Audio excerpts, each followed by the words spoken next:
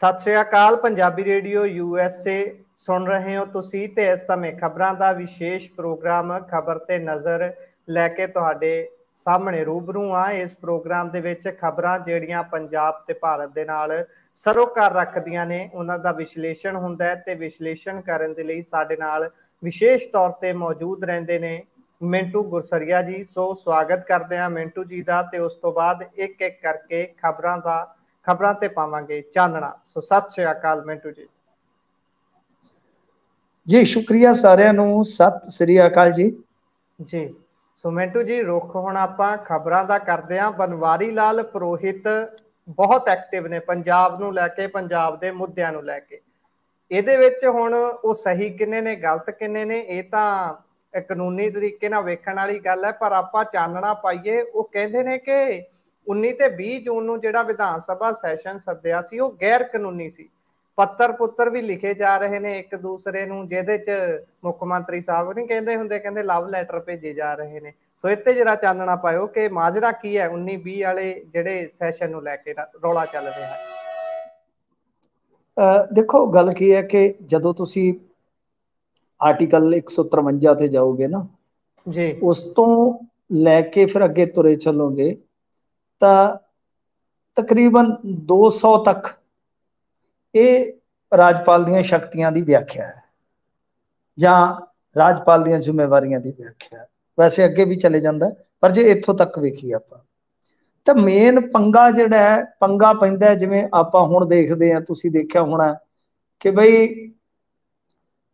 मतलब कि धारा 174 दा ते दूसरे पासे बई एक मतलब कि किसी भी जो भी सरकार होएगी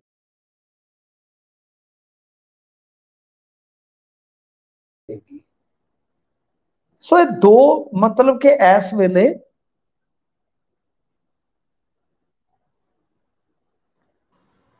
जी मिंटू जी। हाँ जी इस वेले मैं क्या दो ये रौले आ।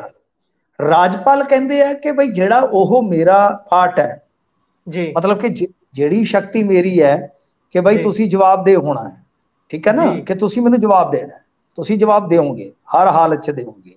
ते इधर दूसरे पासे ये अपनी दुआई दिंदे है कहते कि जेड़ियां साडे कोल शक्तियां ने कि भाई तुसी वो शक्तियां सानू वरतन तो विरवे कर रहे हो। मसलन ये कह रहे ने कि असी जेड़ा पिछला सैशन सीगा बजट सैशन क्योंकि वो पक्के तौर पर चुकया ही नहीं, वो कंटिन्यू करता है।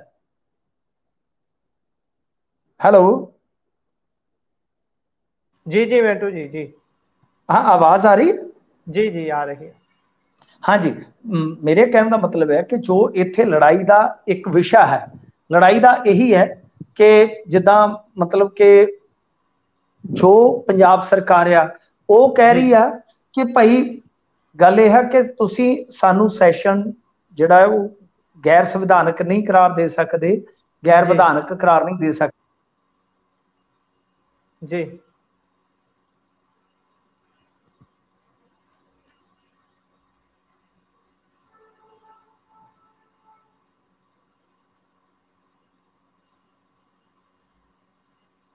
मिंटू जी तुहाडी आवाज़ साडे तक नहीं पहुँच रही है। जेकर तुसीं सानू सुन पा रहे हो तो कृपा करके दोबारा तो संपर्क विच आउणा। सो मिंटू जी दे नाल मुड़ तो जुड़ते हैं। तकनीकी समस्या के कारण उन्हां दे नाल संपर्क टुट रहा है। सो गल हो रही सी बनवारी लाल पुरोहित दे वल्लों गैर कानूनी ऐलानिया गया सी उस सैशन नूं जिहड़ा विशेष तौर पर सद्दिया गया सी, जिस दे विच पीटीसी तो गुरबाणी दे जिहड़े इख्तियार ने उन्हां नूं लैके चर्चा चल रही सी ते उस दे विच एक पुलिस के अहम अहुदे पंजाब के डीजीपी नूं लैके भी एक उस दे विच पेश की गई सी, गलबात की गई सी। ते उसे दे नाल एक होर गलबात जिहड़ी कि यूनीवर्सिटियां दा चांसलर कौन होवेगा, गवर्नर की जगह ते मुख मंत्री आप चांसलर होवेगा, उसनूं लैके भी गलबात हुई सी। उस सैशन नूं लैके बनवारी लाल पुरोहित होना दे वल्लों सवाल खड़े किए गए सन कि यह गैर संविधानक है। गैर संविधानक करार दिंदियां होइयां उन्होंने कुछ तत्थ भी सामने रखे सी, जिहदे विच ओह गल करदे ने कि जिहड़े ये सैशन सद्दिया गया सी ये मैं अपने वालों नहीं कह रहा कि गैर संविधानक है। मैं भारत के किसी विशेष ਅਹੁਦੇ ਤੇ ਬੈਠੇ ਹੋਏ ਇੱਕ ਸੰਵਿਧਾਨ ਦੇ ਚੰਗੇ ਜਾਣਕਾਰ ਵਿਅਕਤੀ ਦੇ ਕੋਲੋਂ ਸਲਾਹ ਲਈ ਹੈ ਤੇ ਉਸ ਤੋਂ ਬਾਅਦ ਮੈਂ ਇਹ ਸਾਰਾ ਕੁਝ ਆਖ ਰਿਹਾ।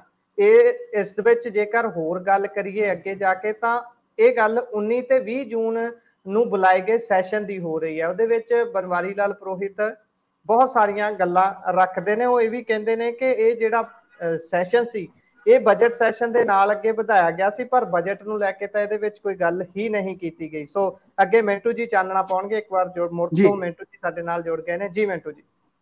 हाँ जी, अपनी जिथे गलबात टुटी सी आपां उत्थों गल तोड़दे हां कि रौला की आ।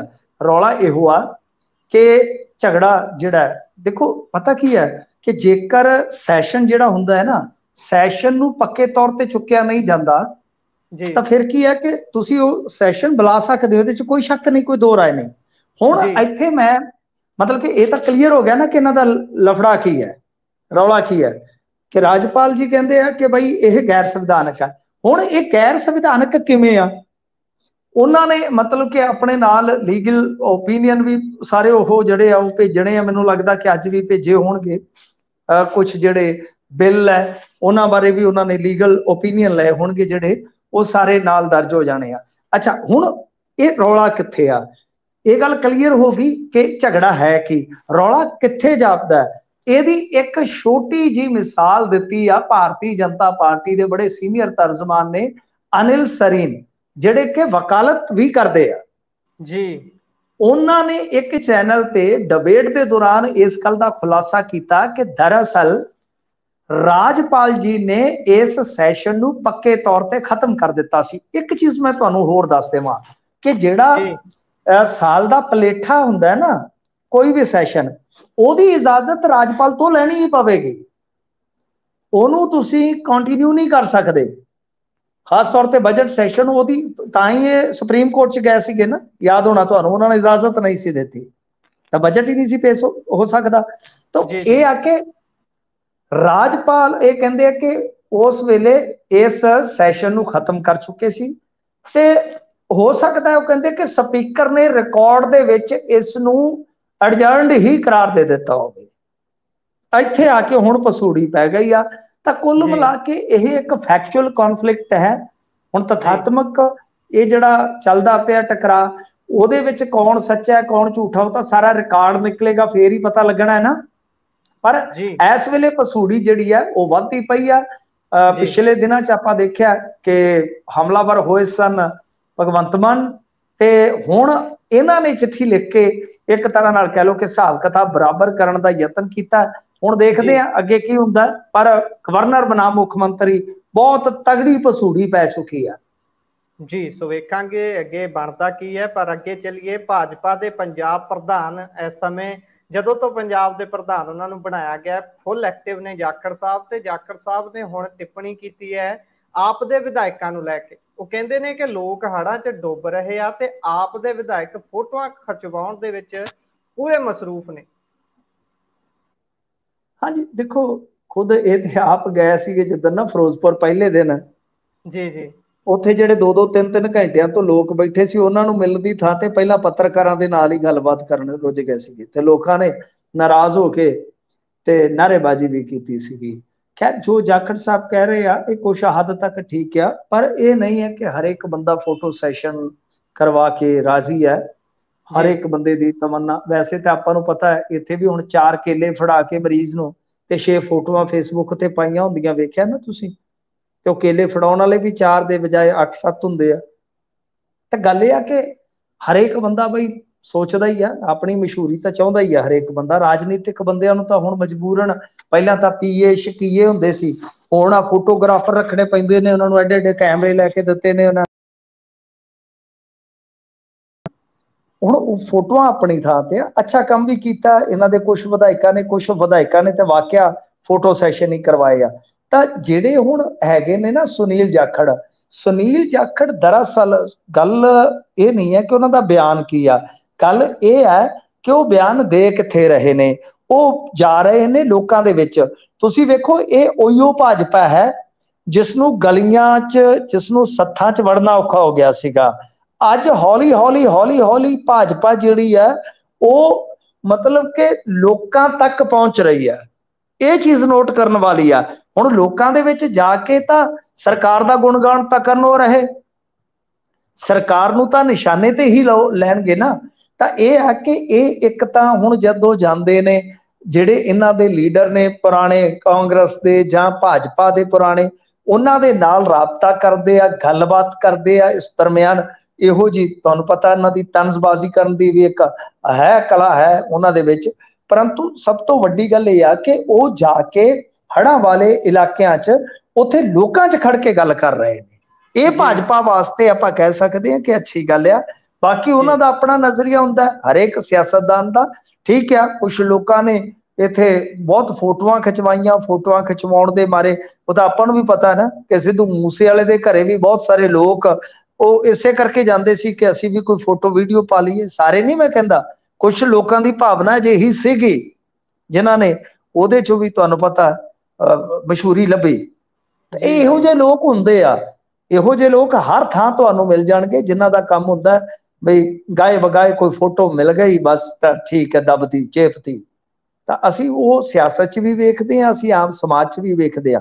ਪਰ ਇਹ ਆ ਕਿ ਸੁਨੀਲ ਜਾਖੜ ਨੂੰ ਜਿਸ ਤਰ੍ਹਾਂ ਦਾ ਦੇਖ ਰਹੇ ਹਾਂ ਕਿ ਸੁਨੀਲ ਜਾਖੜ ਉਹੀ ਸੁਨੀਲ ਜਾਖੜ ਜਿਹੜਾ ਸਿਆਸੀ ਤੌਰ ਤੇ ਇੱਕ ਵਾਰੀ ਖਤਮ ਹੋ ਗਿਆ ਸਮਝ ਜਾ ਰਿਹਾ ਸੀਗਾ, ਅੱਜ ਸੁਨੀਲ ਜਾਖੜ ਇੱਥੇ ਖਤਮ ਹੋਈ ਭਾਜਪਾ ਦੀ ਲਗਭਗ ਕਹਿ ਲਓ ਕਿ ਜਿਹੜੀ ਉਹ ਤਰਜਮਾਨੀ ਹੈ ਉਹ ਵਾਪਸ ਕਰ ਰਿਹਾ ਹੈ।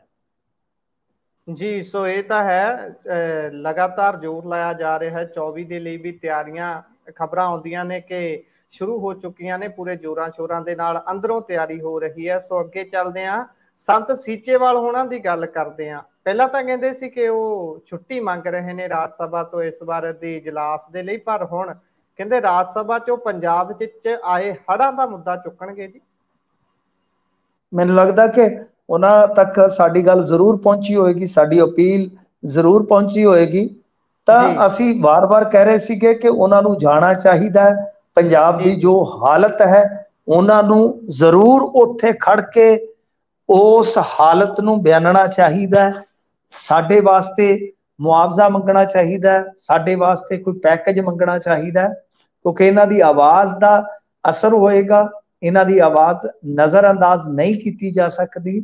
ਸੋ ਹੁਣ ਖੀਰ ਮੈਨੂੰ ਲੱਗਦਾ ਕਿ ਇਸ ਚੀਜ਼ ਨੂੰ ਇਹਨਾਂ ਨੇ ਸਮਝਿਆ ਕਿ ਬਈ ਵੈਸੇ ਵੀ ਜੇ ਤੁਸੀਂ ਵੇਖੋਗੇ ਜਿਸ ਸਾਈਡ ਇਹ ਸੇਵਾ ਕਰਦੇ ਨੇ ਉਸ ਸਾਈਡ ਪਾਣੀ ਉਤਰ ਰਿਹਾ, ਜ਼ਿੰਦਗੀ ਆਮ ਵਰਗੀ ਹੋ ਰਹੀ ਹੈ। ਬੇਸ਼ੱਕ ਹਜੇ ਜਿਵੇਂ ਮੈਂ ਡੇ 1 ਤੋਂ ਕਹਿ ਰਿਹਾ ਵਾਂ ਕਿ 1.5-2 ਮਹੀਨੇ ਹੈ ਖਤਰਾ ਹੀ ਆ, ਇਹ ਤੁਸੀਂ ਮੰਨ ਕੇ ਚਲੋ। ਜਦੋਂ ਤੱਕ ਮੌਨਸੂਨ ਪੂਰਾ ਮਤਲਬ ਕਿ ਗੁਜ਼ਰਦਾ ਨਹੀਂ ਹੈ, ਜਦ ਤੱਕ ਝੋਨਾ ਸਾਡਾ ਜਿਹੜਾ ਹੈ ਉਹ ਪੱਕਣ ਤੱਕ ਨਹੀਂ ਆਉਂਦਾ, ਤਾਂ ਲਗਭਗ ਸਾਨੂੰ ਖਤਰਾ ਹੀ ਹੈ ਕਿ ਬਾਰਿਸ਼ਾਂ ਜ਼ਿਆਦਾ ਹੋ ਗਈਆਂ, ਡੈਮ 'ਚ ਪਾਣੀ ਆ ਗਿਆ ਤੇ ਅਸੀਂ ਬੈਠੇ ਮੈਦਾਨੀ ਏਰੀਏ 'ਚ। ਸੋ ਇਹ ਤੇ ਹੈ, ਪਰੰਤੂ ਇੱਕ ਵਾਰੀ ਰਾਹਤ ਜ਼ਰੂਰ ਹੈ ਕੁਝ ਇਲਾਕਿਆਂ 'ਚ। ਤਾਂ ਕਹਿਣ ਦਾ ਮਤਲਬ ਹੈ ਕਿ ਸੇਵਾ ਉਹਨਾਂ ਦੀ ਜਾਰੀ ਹੈ, ਸੇਵਾ ਨੂੰ ਕੋਈ ਚੱਕਰ ਨਹੀਂ ਹੈਗਾ। ਉਹ ਆ ਕੇ ਵੀ ਕਰ ਸਕਦੇ ਆ ਜਾਂ ਉਹਨਾਂ ਦੇ ਆਪਣੇ ਜਿਹੜੇ ਹੈਗੇ ਨੇ ਸਾਥੀ ਉਹ ਵੀ ਸੇਵਾ ਕਰਵਾ ਸਕਦੇ ਆ, ਜਿਹਦਾ ਇਹਨਾਂ ਨੇ ਹਵਾਲਾ ਦਿੱਤਾ ਸੀਗਾ ਕਿ ਭਾਈ ਸੇਵਾ ਜ਼ਰੂਰੀ ਹੈ ਇਸ ਵੇਲੇ।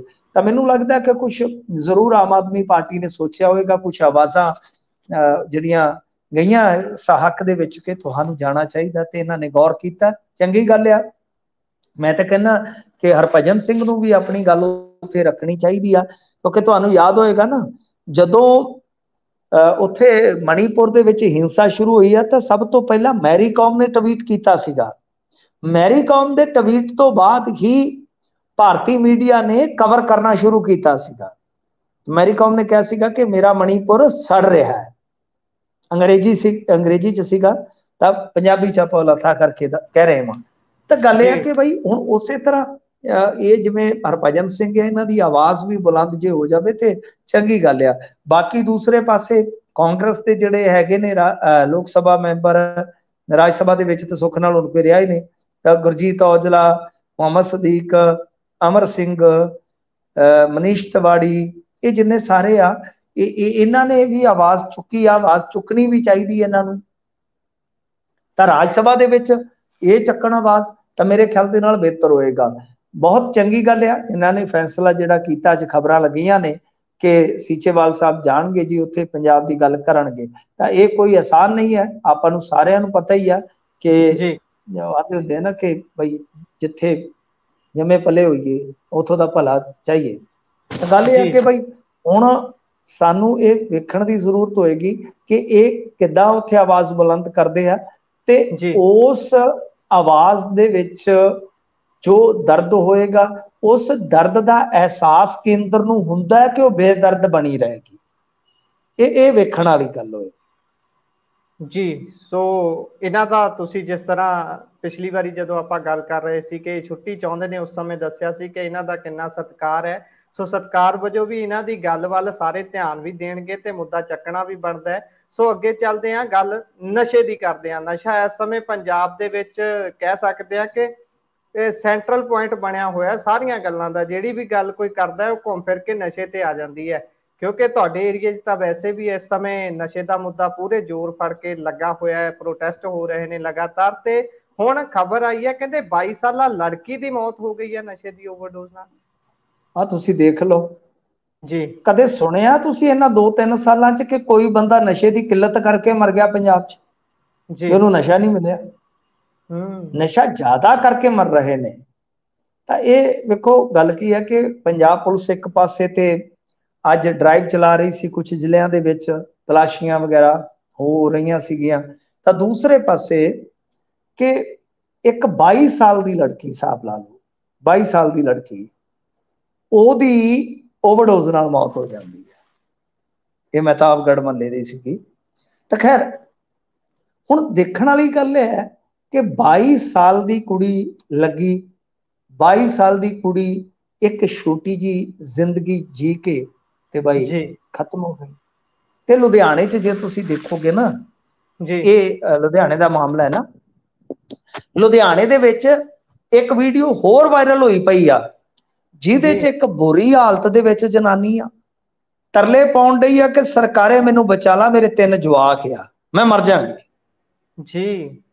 इस तो पहला 8-10 दिन पहला अबोर दे विच ऐदां तुरे जांदियां ने, मियाँ बीवी सी कि पता नहीं कोई होर मुंडा सी, दोनों ने टीका लाया, मेरे गवांढ शहरी है जी, दोनों ने टीका लाया।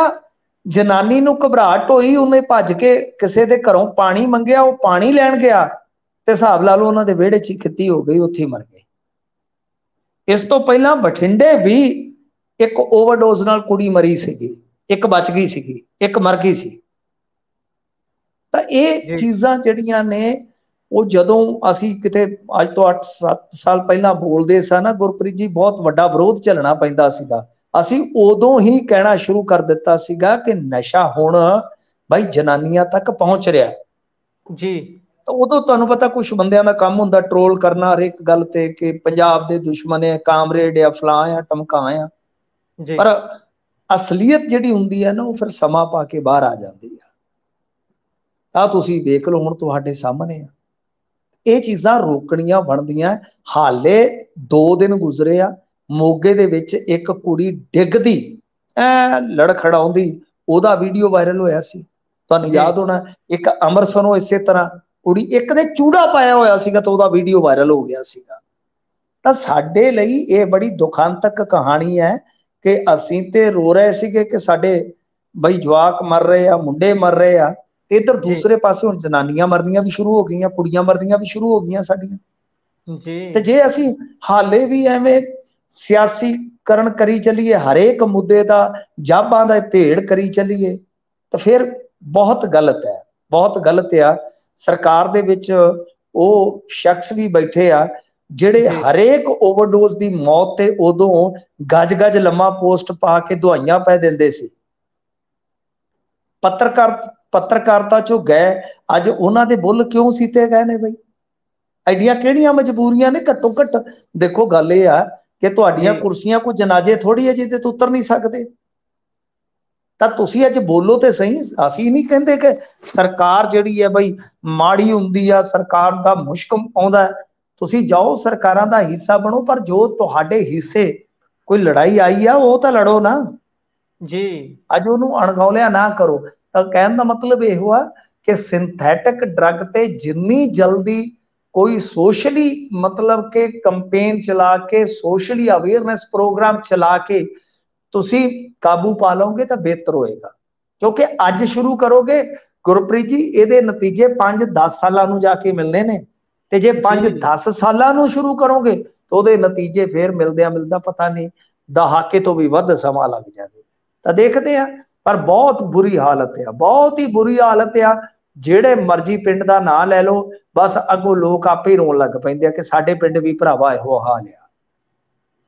ਜੀ ਇਹ ਤਾਂ ਹੈ ਗੱਲ, ਬਿਲਕੁਲ ਠੀਕ ਹੈ ਕਿ ਅੱਜ ਸ਼ੁਰੂ ਕਰਾਂਗੇ ਤਾਂ 5 ਸਾਲਾਂ ਨੂੰ ਜਾ ਕੇ ਉਸਦੇ ਨਤੀਜੇ ਨਜ਼ਰ ਆਉਣੇ ਸ਼ੁਰੂ ਹੋਣਗੇ। ਸੋ ਇਸੇ ਕਰਕੇ ਸਮੇਂ ਸਿਰ ਸਰਕਾਰ ਨੂੰ ਇੱਧਰ ਧਿਆਨ ਦੇਣ ਦੀ ਲੋੜ ਹੈ। ਤੇ ਗੱਲ ਕਰਦੇ ਹਾਂ ਹੁਣ ਪ੍ਰਿੰਸੀਪਲਾਂ ਦੇ ਵਿਦੇਸ਼ ਦੌਰੇ ਦੀ। ਵਿਦੇਸ਼ ਭੇਜੇ ਜਾ ਰਹੇ ਨੇ ਪ੍ਰਿੰਸੀਪਲ, ਕਹਿੰਦੇ ਸਿੱਖਿਆ ਨੂੰ ਮਿਆਰੀ ਬਣਾਉਣਾ ਤੇ 1 ਨੰਬਰ ਤੇ ਲਿਆਉਣਾ ਪੰਜਾਬ ਦੇ ਸਿੱਖਿਅਕ ਢਾਂਚੇ ਨੂੰ, ਤੇ ਇਹਦੇ ਤੇ ਖਰਚਾ ਜਿਹੜਾ ਉਹ ਕਰੋੜਾਂ ਤੋਂ ਉੱਤੇ ਆ ਰਿਹਾ ਹੈ ਜੀ। ਇਹਦਾ ਕੀ ਖੁਲਾਸਾ ਹੈ? हाँ जी, देखो ये पिछे जे ट्रिप एक लग चुका वा, हुण इन्हां ने फिर कहा कि बई भेजने आ, मैनूं लगदा भेज दिते आ। कमाल की गल ये आ कि मुख मंत्री भी अपना कीमती समा कढ के प्रिंसीपलां नूं भी चढ़ाउण आउंदे आ। ये भी तुसीं कमाल की गल वेखो। ते एडे मुख मंत्री साडे विहले हो जांदे, कई बार ते बिजी इन्ने हो जांदे आ कि 10-10 दिन जहाज चों ही नहीं उतरदे। केजरीवाल साहब इशारा कर दिंदे इधर नूं मोड़ बई होए, फिर इधर नूं मोड़ पई होए। ते जे वेले हुंदे सुख नाल ते फिर हिसाब ला लो कि उत्थे डैम ते चले गए ने। ये बंदा पूछे डैम ते तुसीं जे पानी वधे ते बुक्कां नाल घट कर लोगे, कहंदे जी सब कुछ कंट्रोल च। उत्थे तां सारा डाटा ते तुहानूं घरे बैठे पता लगदा रहिंदा, किन्नी कैपेसिटी है, किन्ना पानी है, किन्ना वाह है, सारा कुछ। तो खैर चलो, मुख मंत्री साहब अजकल थोड़े वेले ने रुझेविआं तो, उन्हां नूं इदां दे काम कर लेने चाहीदे आ। जिथों तक मतलब कि ਜਿਹੜੇ ਪਹਿਲਾਂ ਇਹਨਾਂ ਨੇ ਭੇਜੇ ਆ ਉਹਦੇ ਵਿੱਚ ਜੋ ਖਰਚ ਦੀ ਗੱਲ ਆ, ਤਾਂ ਉਹ ਆਪਾਂ ਦੇਖੀਏ ਜੋ ਆਰਟੀਆਈ ਰਹੀ ਖੁਲਾਸਾ ਹੋਇਆ ਕਿ ਪ੍ਰਿੰਸੀਪਲਾਂ ਦੇ ਵਿਦੇਸ਼ ਦੌਰੇ ਲਈ 1,85 ਲੱਖ ਰੁਪਈਆ ਜਿਹੜਾ ਉਹ ਖਰਚਿਆ ਗਿਆ ਸੀਗਾ। ਫਰਵਰੀ ਅਤੇ ਮਾਰਚ ਦੇ ਮਹੀਨਿਆਂ 'ਚ ਇਹ ਗਰੁੱਪ ਭੇਜੇ ਗਏ ਸਨ।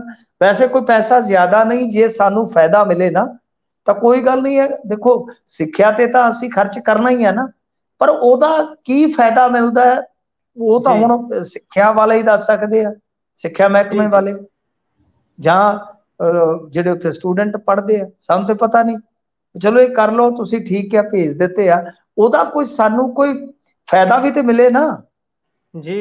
नहीं तो गल ये कि घूमण घुमाउण नूं तां की इत्थे लीडर भी इस तरह ही करदे हुंदे आ, लीडर भी इस तरह ही करते हैं ना कि जिवें आ विधान सभा दीयां कमेटियां बणीआं हुंदियां ते गल ते कोई पंजाब दी करनी हुंदी है ते मीटिंग कहंदे जाके करांगे शिमले जी, जां करांगे ऊटी दे विच जाके।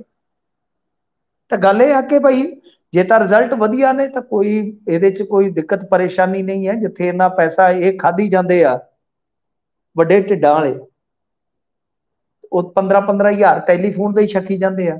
ਤੇ ਜੇ ਸਾਡਾ ਸਿੱਖਿਆ ਦੇ ਢਾਂਚੇ ਦੇ ਵਿੱਚ ਇੰਨਾ ਕੋਈ ਇਨਵੈਸਟਮੈਂਟ ਹੋ ਜਾਏਗਾ, ਕੋਈ ਮਾੜੀ ਗੱਲ ਨਹੀਂ ਹੈ, ਪਰ ਉਹਦਾ ਫਾਇਦਾ ਸਾਨੂੰ ਜ਼ਰੂਰ ਦਿਸਣਾ ਚਾਹੀਦਾ ਜੀ। ਸੋ ਇਹ ਤਾਂ ਹੈ, ਇੱਥੇ ਬਹੁਤ ਸਾਰੇ ਵਿਧਾਇਕ ਇਹੋ ਜਿਹੇ ਨੇ ਜਿਹੜੇ ਕਹਿੰਦੇ ਸੀ ਜੇ ਚੋਣ ਜਿੱਤਦੇ ਹੀ ਪਤਾ ਨਹੀਂ ਕਿਹਦੇ ਪ੍ਰਭਾਵ ਚ ਆ ਕੇ ਕਹਿੰਦੇ ਕੁਛ ਨਹੀਂ ਲੈਣਾ, ਸਿਰਫ ਸੇਵਾ ਕਰਨੀ ਹੈ। ਪਰ ਆਰਟੀਆਈ ਬਾਅਦ ਚੋਂ ਖੁਲਾਸੇ ਕਰਦੀ ਹੈ ਕਿ ਕਿੰਨੇ ਵੱਡੇ ਵੱਡੇ ਉਹਨਾਂ ਦੇ ਬਿੱਲ ਬਣੇ ਹੋਏ ਨੇ ਜਿਹੜੇ ਉਹਨਾਂ ਦੇ ਵੱਲ ਭੁਗਤਾਏ ਜਾ ਰਹੇ ਨੇ। ਸੋ ਇਹ ਤਾਂ ਇੱਕ ਤੇ ਕਹਿੰਦੇ ਮੈਂ ਰਹਿਣਾ ਹੀ ਸਾਈਕਲ ਤੇ ਆ ਜੀ ਜੀ, ਤੇ ਉਹਦੇ ਸਾਈਕਲ ਦੇ ਤੇਲ ਦਾ ਬਿੱਲ ਹੀ 3-4 ਲੱਖ ਰੁਪਇਆ ਬਣਿਆ ਪਿਆ ਜੀ ਜੀ। ਮੈਨੂੰ ਲੱਗਦਾ ਇੱਕ ਵਾਰੀ ਜਾ ਕੇ ਚੰਡੀਗੜ੍ਹ ਸਾਈਕਲ ਤੇ ਖੱਲੀਆਂ ਪੈ ਗਈਆਂ, ਮੁੜ ਕੇ ਨਹੀਂ ਗਿਆ ਕਦੀ। ਉਹ ਨਹੀਂ, ਇਹ ਇਦਾਂ ਹੀ ਕਰਦੇ ਹੁੰਦੇ ਆ।